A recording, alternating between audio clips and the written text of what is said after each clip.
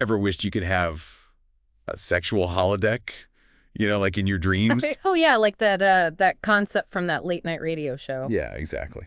Where your fantasies could come to life, with perfect clarity and control and all that. Yeah. Well, today we're diving into the world of lucid dream sex. And it turns out some people claim to be doing just that. It's a fascinating area where the line between fantasy and reality gets really blurry. It does. We're focusing today on the work of Max Westerly, Okay. who claims to have spent over 20 years mastering a specific approach to lucid dreaming he calls Dominionist Lucidity, specifically for achieving vivid and lasting sexual experiences in the dream world. Definitely sounds intriguing. And for those who want to learn more about his teaching, there's a link in the episode description. Right. But before you click away, let's unpack this Dominionist lucidity a bit. Okay. It's not just about having any old dream. It's about achieving a level of control that most people wouldn't even think possible. Right. And Westerly starts by addressing a challenge many people face with lucid dreaming, especially when strong emotions like excitement are involved. Mm-hmm. Dream instability. Have you ever had a dream where things start to get good? Oh, yeah. And then the scene shifts, the characters change, or you suddenly wake up? Yes. It's like the dream knows you're about to have fun and just pulls the rug out from under you. Exactly. And Westerly himself talks about experiencing intense frustration early on. He says his attempt would be met with his dream characters, morphing the environment, dissolving, and even feeling a sense of anger that would jolt him awake. Oh, wow. So how did he overcome that? What's the secret sauce to maintaining a stable, enjoyable experience in a lucid dream? That's where the dominionist mindset comes in. Okay. Westerly believes most of us approach dreaming with an unconscious fear like, the dream world is this external force that can toss us around at will. So instead of feeling in control, it's more like we're just along for the ride. Precisely. And Westerly's approach is a pretty radical shift in perspective. He says we need to view ourselves as the absolute rulers of our dream world. Everything we experience there, from the characters to the setting to the emotions, is a projection of our own mind. Okay, I can see how that would be empowering. Yeah. But honestly, it also sounds a little intimidating. It can be. For many people, the idea of having that much control in a dream world can trigger deeper insecurities about control in their waking life. We're so used to thinking of dreams as things that happen to us, not something we consciously create. So how do we break free from that passive mindset and start taking the reins? Westerly suggests starting with simple but powerful affirmations. Repeating phrases like, I am in control, or the dream world belongs to me, as you drift off to sleep, can begin to shift your subconscious programming. It's like telling your mind, hey, I'm the director here. Let's make this dream amazing. Exactly. And as you practice this, you'll start to notice a difference in how you experience your dreams. Instead of feeling like a passive observer, you'll begin to feel like an active participant, shaping the narrative and directing the action.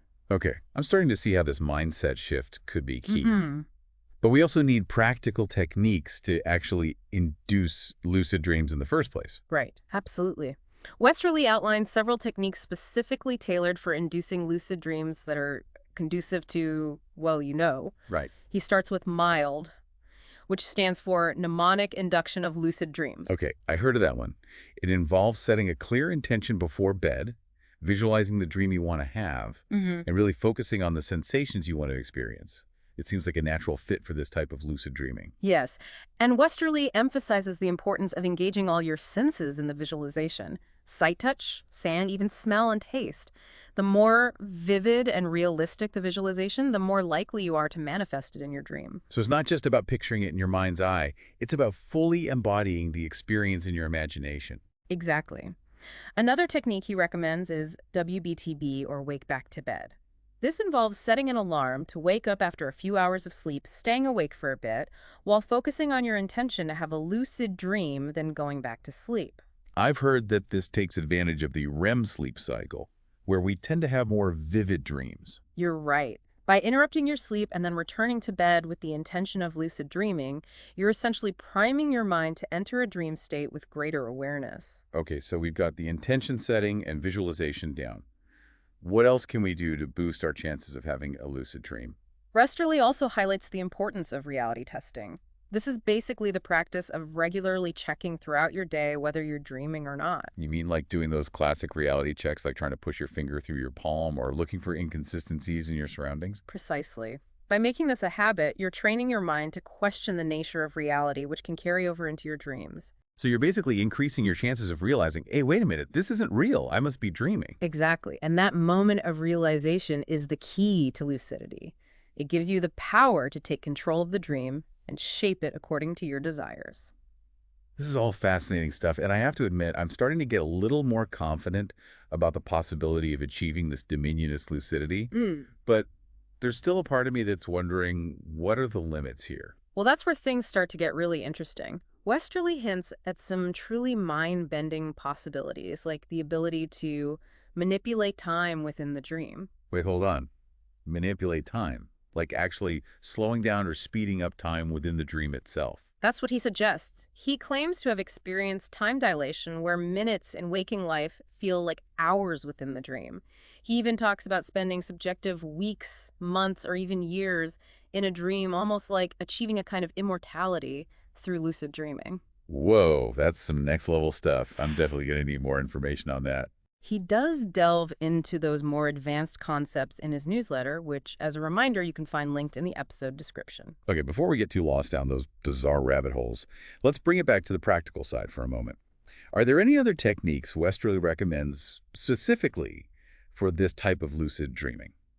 He mentions WILD, which stands for Wake-Induced Lucid Dreaming. This is a more advanced technique where you essentially transition directly from wakefulness into a dream state, allowing for immediate control of the dream environment. That sounds intense. Like diving headfirst into the dream world without any of the usual transitional stages. Exactly. It requires a high level of focus and awareness, but for those who can master it, it offers incredible potential for shaping the dream from the very beginning. So to recap, we've got mild WPTB reality testing, and wild a whole toolkit for hacking our way into the world of lucid dreams. Right. And don't forget the power of pre-sleep visualization and affirmations. By priming your mind with vivid imagery and positive statements before you drift off, you're essentially planting the seeds for the dream you want to cultivate. It's like giving your subconscious mind a detailed blueprint to work with while you sleep. I'm starting to see how all these pieces fit together. You start with the Dominionist mindset, the belief that you are the creator of your dream reality, and then you use these techniques to bring that vision to life. Exactly. It's about aligning your conscious intentions with your subconscious creative power. And when you do that, the possibilities are truly limitless. This is all incredibly fascinating, but I think we need to take a moment to digest everything we've covered so far. Yeah. Welcome back. Before we went to break, we were getting into some pretty mind-blowing territory with this idea of manipulating time in our dreams. Yeah, Westerly claims to have stretched minutes in waking life into what felt like hours within the dream. Right.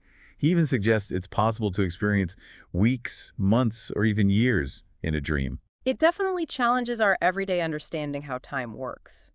If we can alter our perception of time so dramatically in a dream, does that mean our experience of time is more fluid than we think, even in our waking lives? It's a question that takes us right to the edge of what we know about consciousness and reality. Right. It makes you wonder if the real-world time we experience is just one setting on a much broader spectrum of possibilities. Like maybe with practices like lucid dreaming, we can start tuning into those other cuttings. That's a really interesting way to put it.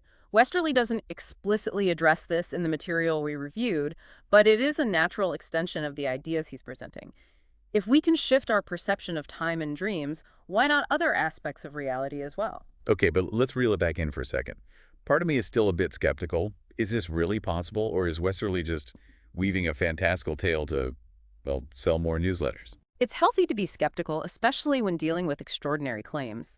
But even if we set aside the most extreme claims about time dilation and bending reality, there's still a lot of value in Westerly's core message, the power of mindset. Right. He's essentially saying that if we approach our dreams with fear or doubt, we're limiting our potential. Exactly. If we shift our perspective and embrace the belief that we can shape our dream reality, that's when things get really interesting. This idea of the Dominionist mindset, recognizing that every element of the dream is a projection of your own mind, it can be incredibly empowering. It reminds me of that Henry Ford quote, whether you think you can or you think you can't, you're right. Exactly. Our beliefs shape our reality in both of dreams and our waking lives. If we approach a challenge with confidence, we're much more likely to succeed. And conversely, if we're convinced we're going to fail, well, we probably will. So let's say someone listening to this is really intrigued by Westerly's teachings and wants to explore this for themselves. Where do they even begin? Well, there's a wealth of information on his website, including that newsletter we've mentioned a few times now. But even without that, there are some practical steps anyone can take to cultivate a more dominionist mindset and increase their chances of having a lucid dream. Like those affirmations we talked about earlier. Yes, affirmations are a great starting point, but it's also about paying closer attention to your dreams. Start a dream journal and jot down everything you can remember, even seemingly insignificant details. You might be surprised at the patterns and insights that emerge. It's like becoming an explorer of your own inner world. Precisely. And as you become more familiar with your dream landscape, you can start experimenting with those induction techniques we discussed earlier. The key is consistency. The more you practice, the more likely you are to achieve lucidity. And remember, lucidity isn't just about control. It's about awareness. It's about recognizing that you're in a dream and then choosing how you want to experience it. That's a really important point. Lucid dreaming isn't about suppressing our emotions or avoiding challenges. It's about approaching those challenges with awareness and intention. It's about taking responsibility for our own experience, even within the seemingly chaotic realm of dreams. Okay, so we've talked about dream instability, the Dominionist mindset induction techniques, and the mind-bending possibility of time dilation. But there's one piece of the puzzle we haven't really addressed: the ethics of all of this. You're right, that's a crucial aspect we need to consider. We're talking about creating and interacting with dream characters who, at least on some level, feel real. We're talking about potentially manipulating the very fabric of our dream reality.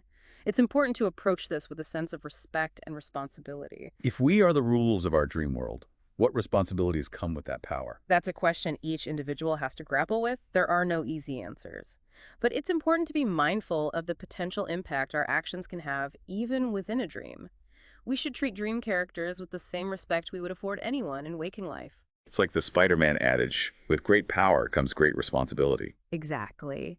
Lucid dreaming can be a powerful tool for self-discovery and personal growth, but it's not a tool to be used lightly. Okay, before we wrap up this section on ethics, I want to circle back to something Westerly said that really struck me.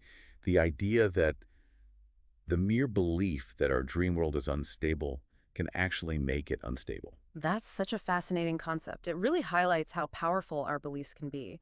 If we approach our dreams with fear, doubt, and a sense of limitation, those beliefs will manifest in the dream itself. But if we cultivate a sense of confidence and trust in our own creative power, that can lead to a much more stable and enjoyable dream experience. It's like those optical illusions where your perception shifts depending on how you look at it. If you believe the dream is going to fall apart, it probably will. But if you approach it with a sense of confidence and stability, that's what you're more likely to experience. It's all about shifting from a mindset of fear to a mindset of empowerment. From feeling like we're at the mercy of our dreams to recognizing that we are the architects of our own dream reality. And who knows, maybe that shift in mindset can even spill over into our waking lives, helping us approach challenges with more confidence and creativity. That's an intriguing possibility. It certainly highlights the interconnectedness of our inner and outer worlds. So for anyone listening who's feeling inspired to explore this world of lucid dreaming, I encourage you to take action. Okay. Start keeping a dream journal, learn some induction techniques, and most importantly, cultivate a mindset of dominion, a belief in your own power to shape your reality. And remember, even if you're not specifically interested in lucid dream sex, the principles we've discussed today, the importance of mindset, the power of belief, and the transformative potential of lucid dreaming apply to all areas of life. It's all about taking control of your consciousness and becoming the architect of your own experience. Well said. And on that note, I think it's time to wrap up this deep dive. Yeah. We've covered a lot of ground today exploring the fascinating world of lucid dream sex through the teachings of Max Westerly. We have. We talked about the challenges of dream instability, the power of the dominionist mindset, practical techniques for inducing lucid dreams, and even the mind-bending possibilities of manipulating time within the dream. Yeah, it's been a truly thought-provoking conversation. It has.